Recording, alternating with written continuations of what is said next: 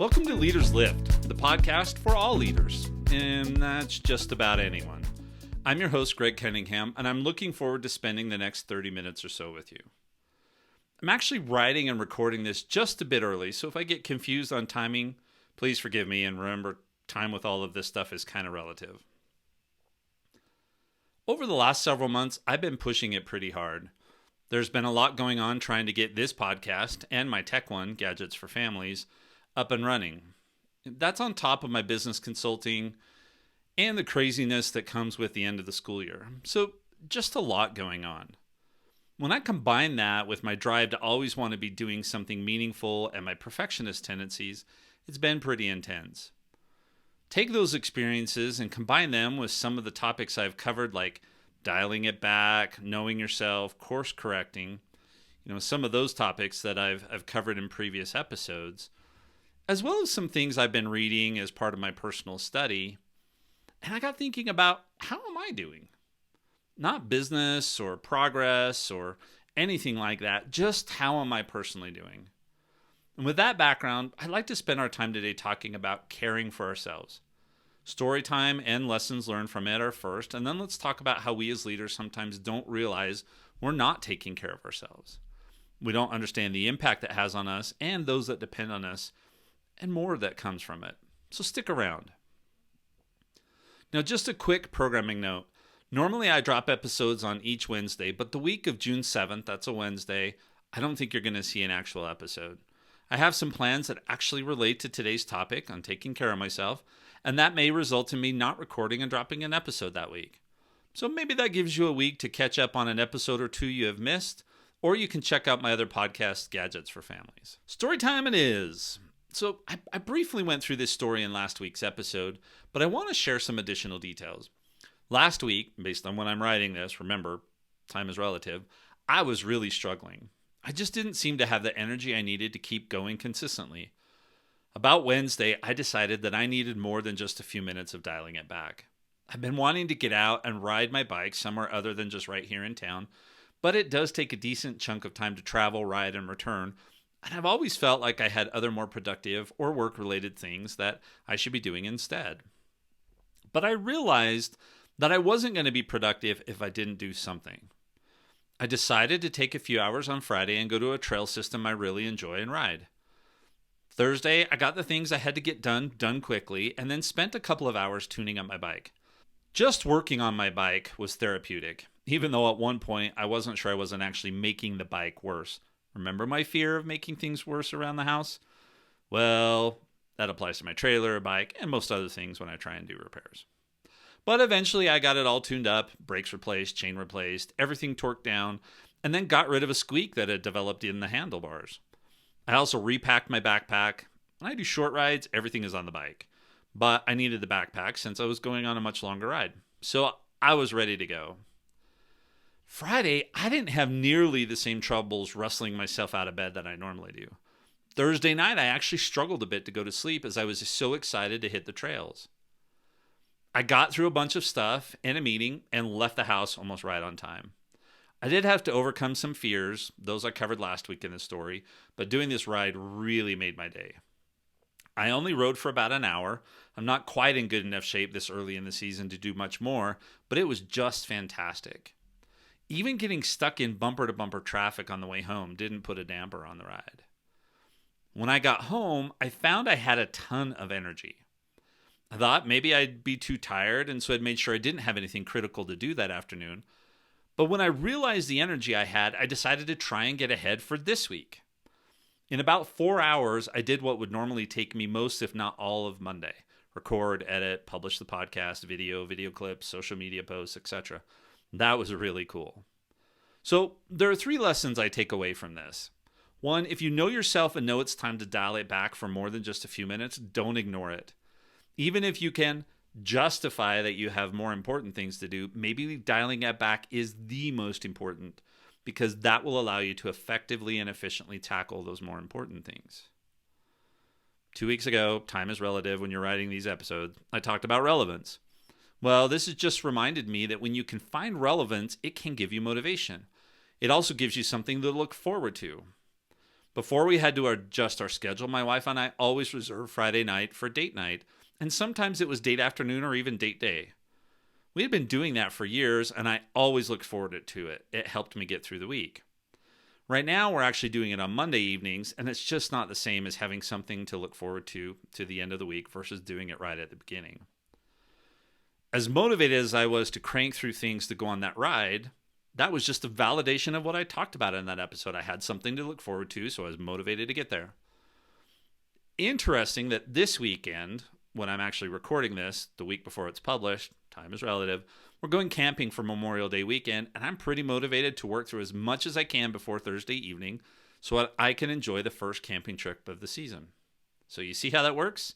Find relevance, helps with motivation, you improve your productivity because you have something to work towards. And then the third lesson is that dialing it back can really give you a productivity boost. For me, I was pretty surprised at how much I got done in a single afternoon after the bike ride. Now, I'm not sure I want to record a podcast again right after a ride. If you heard all of the symptoms of my allergies in that episode, I apologize, but I did get a huge boost in productivity. So think about those three things. Know when to dial it back, find relevance so you have something to look forward to, and look for that productivity boost.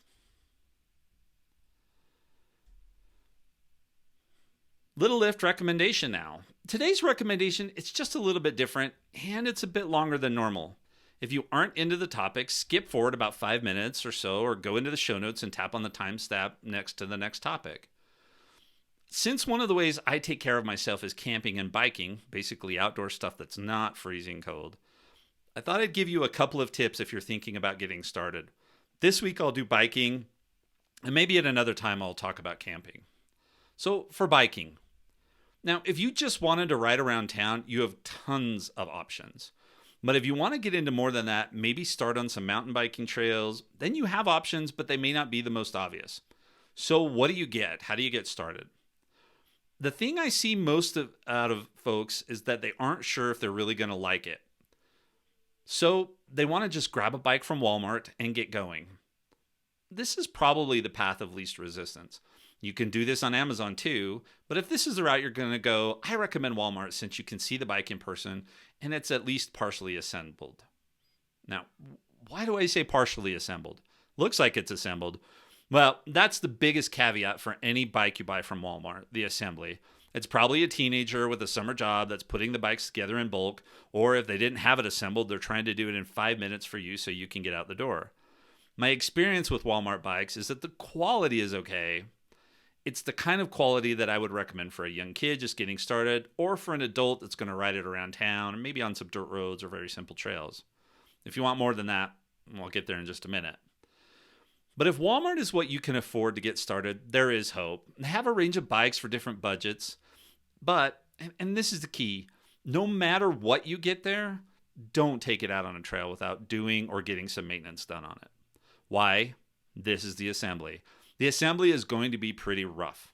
I've never seen it done the way I would like it, and I'm not perfect at it for sure. But it's not really a big deal. It's mostly about making sure everything is tight, check all the bolts and all of those kinds of things, make sure it shifts properly, and most importantly, that the brakes work like they're supposed to. Now, speaking of brakes, if you're at Walmart, if you can get disc or hydraulic brakes, go that route. If you get the old school brakes that are pads that clamp down on the rim, that's okay, but it's not ideal. And I wouldn't do that on any big rides. But just make sure that before you ride, they don't rub when they're not engaged and that they give you appropriate stopping power. Okay, I'm getting a little bit carried away here and going kind of geeky, but so the biggest lesson is that if Walmart is your choice, then just make sure it's ready to be ridden. When you do that, you can get some good use out of a Walmart bike. I happen to know of one that survived riding Slick Rock in Moab. I'm still not sure how, and I would not recommend that at all, but it survived. And that will at least get you started and help you know that if this is something that you're really going to enjoy. Now, if you want to go to the next step, the easiest route, if you aren't into doing your own maintenance or putting a bike together, would be to go to an outdoor store or a bike shop and get something from a name brand. I personally like Specialized, but I've had several brands. When my son decided he wanted a more modern bike than the one he was riding, my old hand-me-down, we went to a shop and he got an entry-level Trek. Now, the components aren't quite as nice as what I have, but he didn't need that right now, nor did he want to pay what I paid for mine. He knew he liked to ride. We actually bought this right after a long trail ride, but he knew that his time riding wouldn't be extensive. So he wanted something he would enjoy that was higher quality than the Walmart bike, but that wouldn't break the bank. I think he paid about $1,200, something like that. This was back in pandemic, so it was way more expensive. Now, good news is they assembled it. It was still a young kid doing the assembly, but this is all he did. He just assembled bikes, including very high-end bikes. He assembled it, brought it out, watched my son ride it, and then made tweaks. So we walked out knowing that the bike was ready to ride. Now, also, when you buy from a shop like this, they generally throw in your first tune-up free, and you usually want to either do that yourself or have it tuned up after about 100 miles. So if you can afford it, this is absolutely the way to go, even just to get started, especially now where the bikes have started to get a bit cheaper. I bought my new one at the height of the market during the pandemic, and I hope to never have to do that again. And FYI, if you want to know what I'm riding, let me know. I'll put a post or a short together on it, or send me a piece of feedback and I'll let you know. Now, just briefly, I want to talk about e-bikes. I have one and I love it, but it's not my mountain trail bike. I've been on a few easy trails, but it's not the kind designed for real trail riding.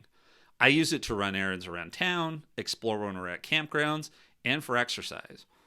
The exercise part is great because I can adjust the assist enough that I get a good workout, but it lets me spend more time riding and go further. I have a route here in town that's about 16 or so miles. I can do it on my regular bike, but it takes a long time. On the e-bike, I can do it in a much shorter period of time and still get almost as good of a workout, so I can do that more often. I'd also recommend looking into e-bikes if you just don't have the strength or anything like that, coordination, those kinds of things that you would need for a normal bike. With pedal assist and with some throttle and some that have throttles, it can give folks the option of riding when maybe a traditional bike is just not for them. And if you want to know what e-bike I ride, or my wife, they are very different style bikes, or want to know which brands to research, let me know and I'll get you started. Now, beyond the bike, get a helmet. You don't need to spend a fortune, but it's a must. You also want some basic maintenance gear, spare tubes, a pump, etc. Gloves, I strongly recommend gloves, especially at the beginning, and then something to carry water. Most bikes will have, even at Walmart, will have a place for a bottle cage, and all of this stuff can be purchased at Walmart or on Amazon. Now, when you ride, you make sure you take plenty of water. And if you're going far from home or for a long period of time, take snacks. I take fruit snacks, a candy bar, and sometimes a Cliff Bar. The fruit snacks are the key.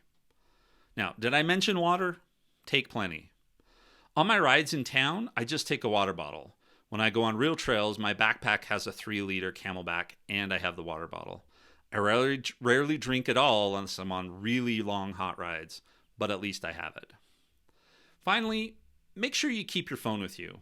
It's the emergency piece. That's what's important. But there are also tons of apps that you can get that show trails in your area or wherever you are. I personally use Trailforks, and then I have an app for my watch called Work Outdoors. Tech could be a whole other thing in and of itself, so I'm not going to dive into that. All right. Did I mention water? All right. Just making sure. So I think that's more than just a little lift, so maybe I should move on now. I hope you can see the tie-in between that story and the little lift recommendation and today's main topic of taking care of yourself.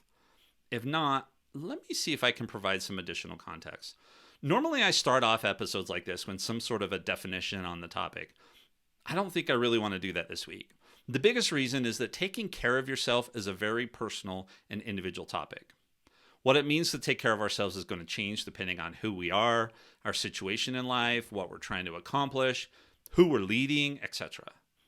And even sometimes it's going to be a combination of all of those things.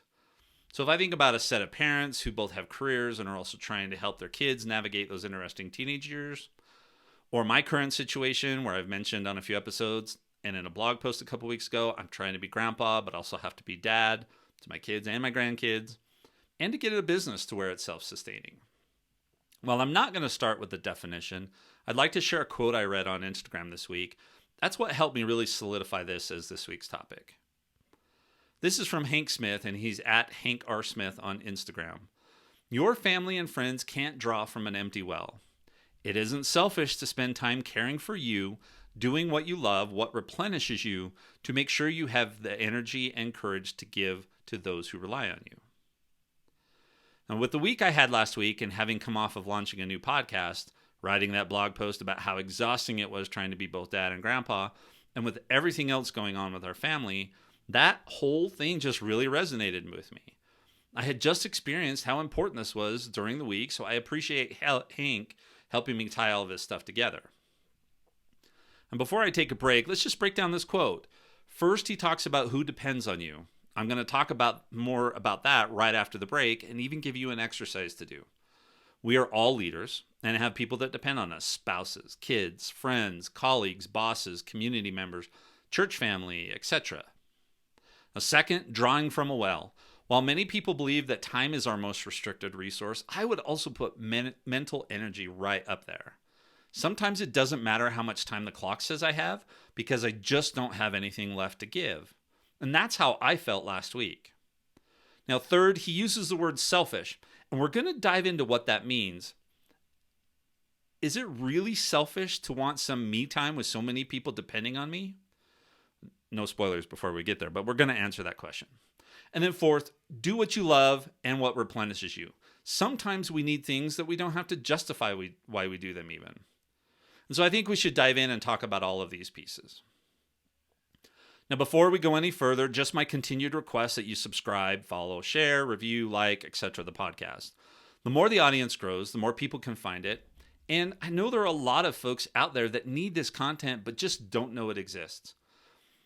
They don't know that it's relevant. They don't know where it is. They don't know how to find it. So the more that audience grows, the more relevant, see what I did there? The content becomes, and the more we can help others. And then also check out the show notes for links and other great resources. Well, let's go through the 4 pieces I mentioned above and see how we can apply them in our lives to enable us to better lift others. Now, the first piece is about how those that depend on you can't draw from an empty well. I saw a similar quote in a church self-reliance book that talked about how we can't provide food for the hungry if our own shelves are empty. Now, that's very true, and if we have nothing to give, what happens to those that are depending on you? So start off by pausing the podcast, unless you're driving or in another situation where it's not safe to do this, and make a quick list of those that rely on you and what they rely on you for. If you can't make a physical list, make a mental one. I don't think you need to list every single person in your life that has some sort of a dependency on you, but at least get down the main ones. My list would include my wife, my daughter that lives with us and her kids, to a lesser extent my other 3 kids. They all have varying levels of independence, even the one that still lives with us. My partner in the Gadgets for Families podcast, my consulting clients, extended family, some of which I'll talk about at some point, and I have some folks at church that rely on me for certain things. All of these individuals have varying levels of dependency.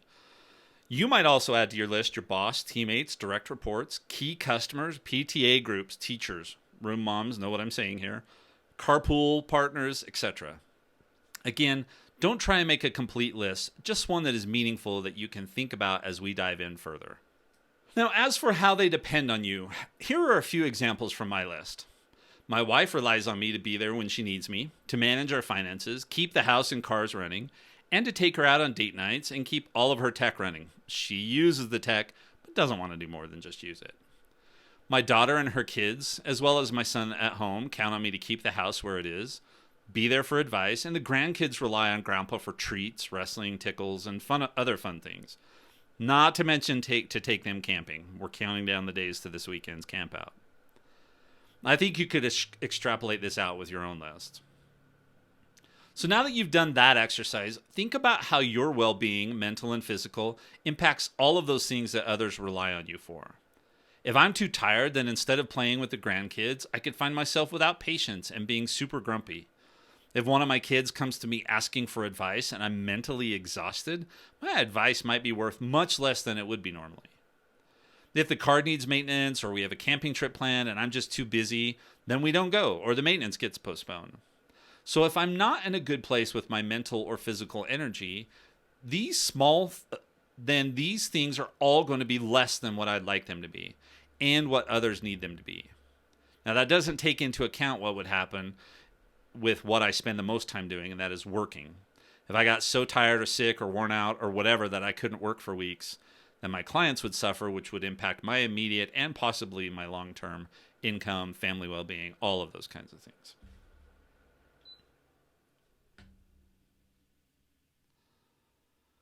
Let's talk about drawing from your well. So you have this list of people that depend on you. My guess is that you did not put yourself on that list anywhere. Maybe you should rethink that. So that's piece number one. The second piece here is about drawing from that. What well is it? Well, it's the well that contains our physical and mental energy, what we use to sustain ourselves and to be able to give to others. Everyone we interact with draws from that well to a certain extent. You draw from your own well to get out of bed, get ready for the day, and to move forward. If you think about those on your list, they all draw something from your well. Depends on their level of dependency. Some may draw more deeply than others. The 1-year-old in our house draws from everyone's well pretty deeply. He's a lot of work. On the flip side, my 18-year-old doesn't draw very often. He's pretty independent. But when he does want to draw more than a sip, it's usually pretty deep, like talking about college choices or things like that. If we keep with this analogy, it may not seem like a big deal if a lot of people draw just a little bit from you, take a sip. But if everyone does just take a sip, you might not even notice what's going on. But those tiny sips added together can be a big deal if you aren't replenishing that well. And that's the key here. If you regularly replenish, not a problem. But if you just let everyone, including yourself, keep taking and taking, then eventually the well runs dry. But the demand will still be there.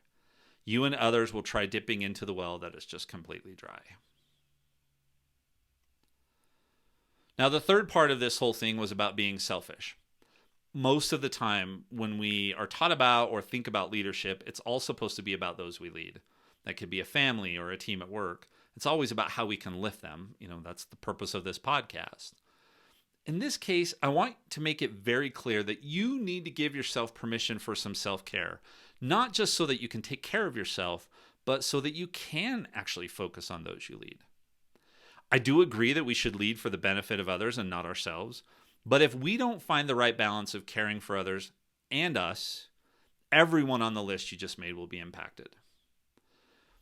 What I'm not talking about here is just saying I'm going to make this all about me. It's very easy to do that, especially when you're worn out and just feeling like everyone around you takes and takes and takes and gives nothing back, or that no one else lets you draw from their well. This is tricky because I don't have a perfect answer for you on how to do this. What I can tell you is that finding the right balance here is about your motivations and where your heart is. For example, are you handing off that assignment to someone on your team to benefit them or to benefit you? Are you just tired, don't want to do the work, and are finding someone to pawn it off on? Or have you looked at it and realized that you don't have the time, energy, or resources to do a good job and identified that someone on your team does, and that it will be a good assignment for them? Or an even simpler example, are you asking one of your kids to get something for you just because you don't want to get up off the couch? Or are you asking them to do it because every time you stand up, the stomach bug you're fighting off takes control? Can you see how this is about your motivations? Am I taking a vacation just to avoid something I don't like? Or am I taking it because I need a break so that I can come back stronger? It's almost like the difference between running away from something versus running towards something. That's something to think about. Here's something else to think about. Do we always need to have a meaningful reason to do something for ourselves? Or is it okay to say, I'm going to buy that new game that came out or a shirt that I saw at the store just because I like it? I think the answer is that there are times when it's okay to do something just because, and you don't have to have an essay prepared justifying your actions. And sometimes those simple things are enough to help you help others. But as a general rule, anytime you're going to make a decision or do something that impacts those that depend on you, buying that shirt may not, let's make sure we think about how it's going to impact them. Now that leads us into the fourth point, which is doing what you love and replenishing. I want to use two examples here. The first is just something just general, and the other is an example from just the other day in my life. As much as I love camping and taking the grandkids with me, I wouldn't say that it's replenishing. They love it. I love it. But it's a lot of work. And we generally only last maybe 5 days. That seems to be the max so far. We're going to push that this year, but we'll see. Anything more than that, and patience on both sides really starts to run thin. Sure, I get in bike rides and get to relax to a certain extent, But I would say that this is something that I break even on. It doesn't replenish. All the work associated with taking them and taking care of them is just added work on a camping trip. So if I just break even, the problem with that is that if my well is already low, it's not going to get any more full. I'm just breaking even. It's just going to stay low and it's going to be a struggle. Now, this also ties into knowing yourself. You have to know what you love to do and what replenishes you. Sometimes those things just don't line up. Travel used to be like this for me. I loved traveling to new places. I preferred 1 or 2 day trips, 1 or 2 times a month. I got to eat good food, made progress on key initiatives, but those trips definitely did not replenish me. So that's another thing for you to think about when you talk about dialing it back and replenishing your well. What are the things that replenish and that you love doing? Sometimes they just don't line up. Now, the flip side of this is that sometimes dialing it back can be a lot of work, but can be replenishing at the same time. I mentioned that doing the maintenance on my bike last week did that for me. But a couple of days after that, I had an even more obvious example. We went to the temple early that morning, but when we got home, we had a list of maintenance things to do on the camp trailer. It was 4 or so hours of solid work by the time we got done. It was physically demanding as we were going up and down ladders and things like that. It was also mentally draining as some of it was new to us, and we didn't want to have any mistakes that actually made things worse. By the time we got done, both my wife and I were pretty tired. But, and I won't speak for her, I was actually more mentally energized than I had been. There are a couple of reasons for that. First, I knew that because we got it done, that meant it was really time to go camping. And second, I enjoyed learning about the new pieces, those new things that I didn't know how to do. And third, I didn't mess anything up and make things worse, so we can have a chuckle about that. Fourth, we also didn't have to worry about the grandkids that day. They had gone to a park for almost the whole day with their mom, so we weren't multitasking trying to chase them and get these things done. We actually took the e-bikes out for a ride after that and then spent the rest of the afternoon, even after the kids got home, in our hammocks on the back porch. By the end of the day, I was tired, but I felt that I had done a good job of replenishing my well. And I'm feeling that this week. This is the follow-up week to having replenished that well, and I'm trying to move very fast through things, but I feel like I've got enough in the tank to do it. Now, while those are kind of one-off examples, I also have daily things I can do to help replenish the well. Getting exercise is probably the main one. Unless I'm dealing with weather, I generally try and schedule a ride or a walk after I put in a few hours during the day. That gives me a break mentally, but also helps me make sure that it happens. I used to work a full day and then go, but I found that sometimes I just didn't go, and then I'd regret it. I've also tried doing it first thing in the morning. That's okay, but it's not ideal because then I put in these super long stretches without any replenishment. I also pay attention to when my Apple Watch tells me it's time to get up and move around a bit. I might spend a few minutes playing on my Nintendo Switch. I'm a big-time reader. I actually read a whole book the day before I wrote this episode. I do podcasts and music, and Street Corner Symphony was playing right as I wrote this. These are all things that align with me being an introvert, and they tie into my big, meaningful purposes or relevance and help me with the day-to-day. But as I've mentioned before, even doing this won't work forever, and I have to find opportunities and ways to do deeper replenishment to allow this more routine maintenance to be effective. If I did just this stuff and never took a vacation, it wouldn't work. And that's why last week I took a few solid hours to do a different kind of bike ride. Now, you'll need to figure some of these out for yourself as well. So let me wrap up by how I'm going to work on this concept for the next little while. So for all of us, there are a lot of moving pieces, and what you need to do is take those individual bits and tie them together along with some of the key pieces of your personal plan.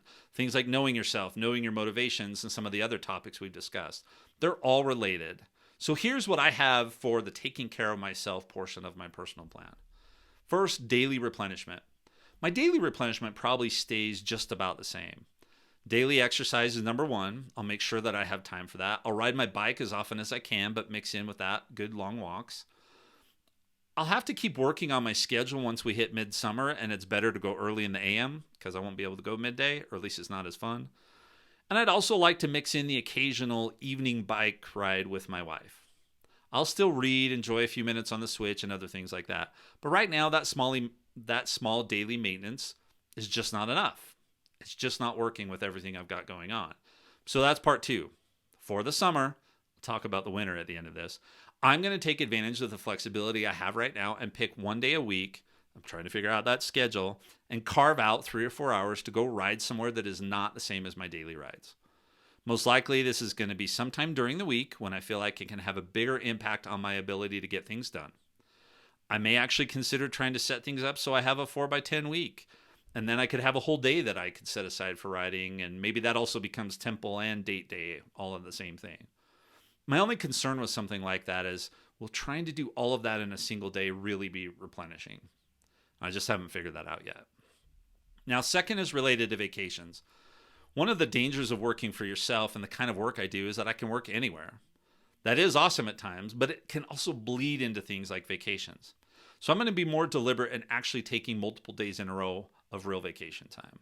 I have a camping trip coming up in early June, and that's why I don't think I'll be releasing an episode of Leaders Lift that week.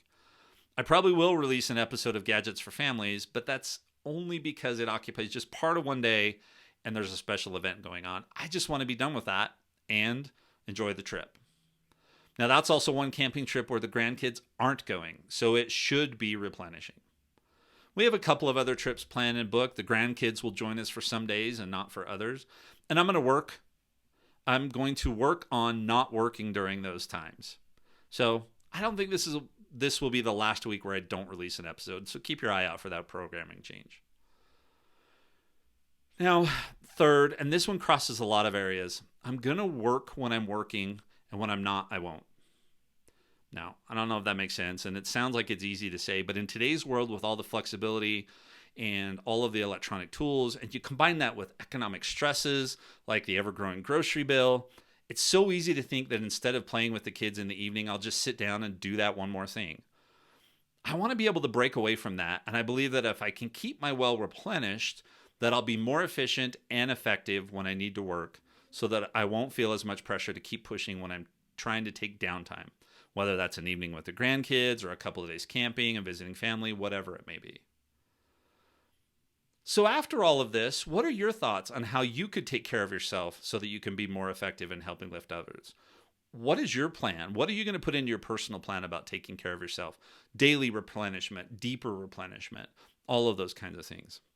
Share those with me using the feedback link in the show notes. Now, my last thought is just something to get you thinking. We've been planning for a couple years to relocate to somewhere that's more conducive to year-round outdoor activities. This last winter in Utah was great because we desperately needed the record snowfall, but at the same time, I didn't ride bikes much, even around town. I did try and go for walks almost every day. Some of those were miserable when it was 15 degrees without the wind chill and it's snowing and all those kinds of things. Now, we recently decided to postpone that relocation for another year. It's the right decision for our family, and I know that. But I know that I could possibly be facing another winter where it's tough to me to do the bigger things to replenish, or even some of the daily things.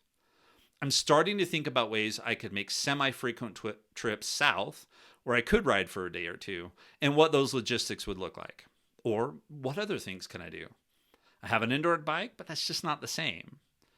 And while we could make regular trips with the camp trailer, going far enough to get out of the cold for just a night or two doesn't make sense.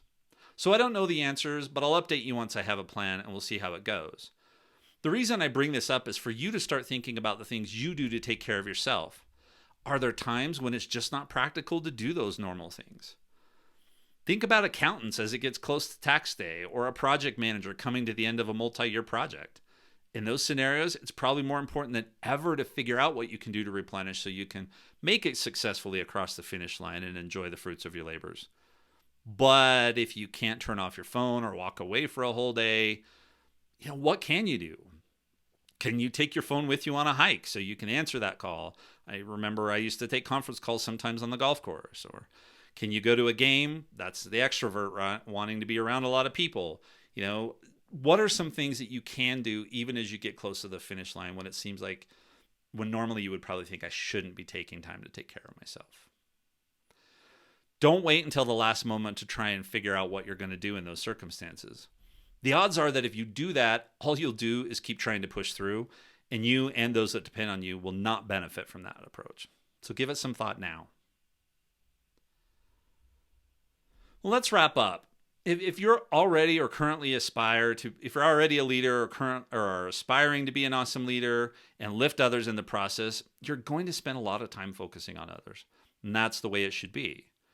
We can find true joy by losing ourselves in lifting and serving others so that they can get the most out of life. But this needs to be done the right way.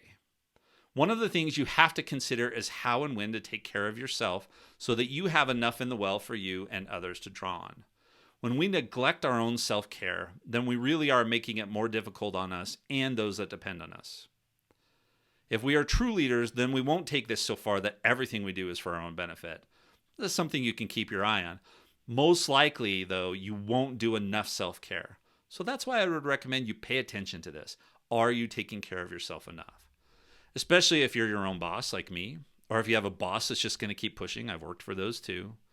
You're going to have to make it a priority to take care of yourself, or no one else will.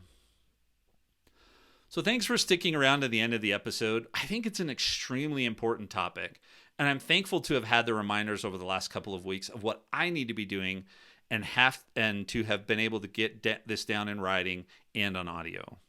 I hope you'll walk away from this with some ideas on when and how you're going to take care of yourself so that you and those that draw from your well will always have enough.